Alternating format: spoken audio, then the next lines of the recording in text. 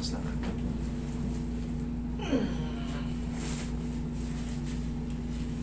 First time mo ito. Relax lang. O, sige, yung palagilid. Tagilid lang kayo doon. Tagilid. Yan. Yan.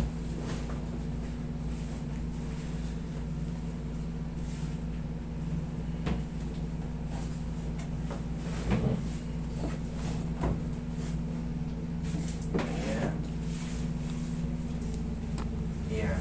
Okay. Yan. Relax lang. Huwag lalaban na. Huwag lalaban na. Lamputan mo lang. Lamputan mo lang. Yan. Kabilang side. Huwag mo matakot, hindi yan masakit. Tutulog lang yan, pero huwag mo lang kontrahin kasi pag kinokontra mo yan, magbabago yung ano, magbabago yung adjustment. Okay, lang mo lang. Okay. Yan. Tapa. Kaya mo siyang tumunog. Kasi yan, hanggat hindi mo yan napapatulog ng tama, palagi ka lang ngawit. Tignan mo yung muscle mo rito dahil kabubuhat mo ng bakal, oh. Hawakan mo, ma'am. Nakaumbok po. Oo, nakaumbok. Tama, ayan, oh. Kita Oo. naman po eh. Kita naman, oh, kahit itim. Pero siyempre, sa akin kasi sa kamay ko, alam ko na yung portion ng mga buto niyo kung paano. Relax lang. Yan, sige pa. Relax na.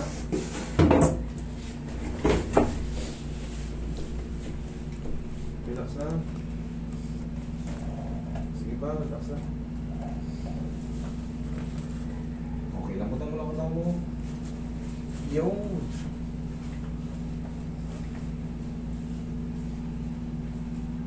Okay, lambutan mo lang.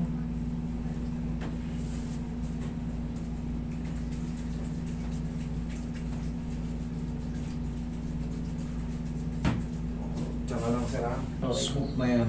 Okay? Diyan ka lang.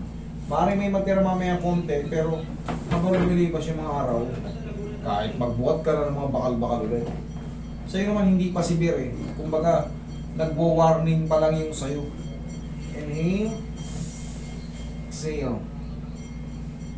Kasi kung severe ka na, idol, hindi ka basta-basta makakahindiga kagad. Ang mangyayari sa kilos mo niyan, kada biling mo, Limited mo sa oo. Dali. Yan o. Yan yung mga sign. Pero ikaw, tinitignan ko, ino-obserbahan ko bawat kilos mo. mga pilit. Pero syempre, nakakairita yung mag-iingat ka lang. Para may pipigil, para may tutusok doon sa gitna. Oh. Nangyayari rin sa akin yan, syempre, yung mga, lalo sa mga lalaki, push.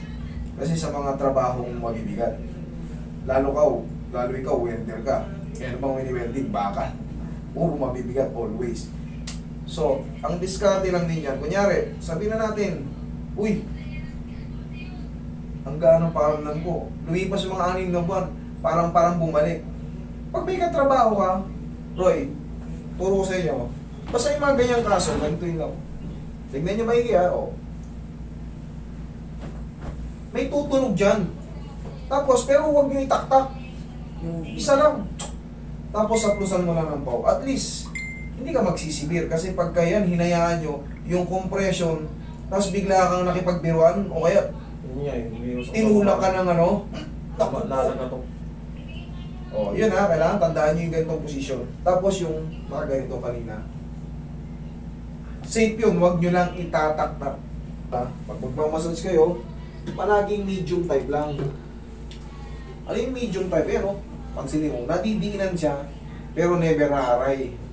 Lalo yung portion na to, dito ko, gusto kong sitahin yung minsan, nadadaanan ko sa mall, yung mga ano ron. Dito, dinudurog yung dito. Yan mo ha, o. Nakikita ko na nga namimilipit yung tao.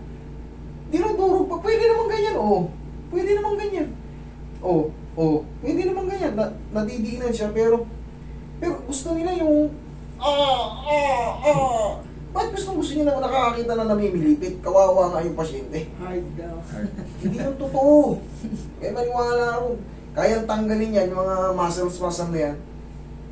Sa hindi gano'ng matindi, no? Medyo, nakikita yung nadidinan, pero never aaray. Tandaan niyo yan. Tayo ang advocate ng medium type massage sa larangan ng mga pagmamasahe. No to hard massage. Oh, hingang malalim. Oh, tingnan mo, kumilos ka ngayon. Oh, manong ka, tas oh. Ah. Oh. Ah. Wala. Oh, di kasalanan mo yan, pumunta ka rito eh. Okay? Thank you.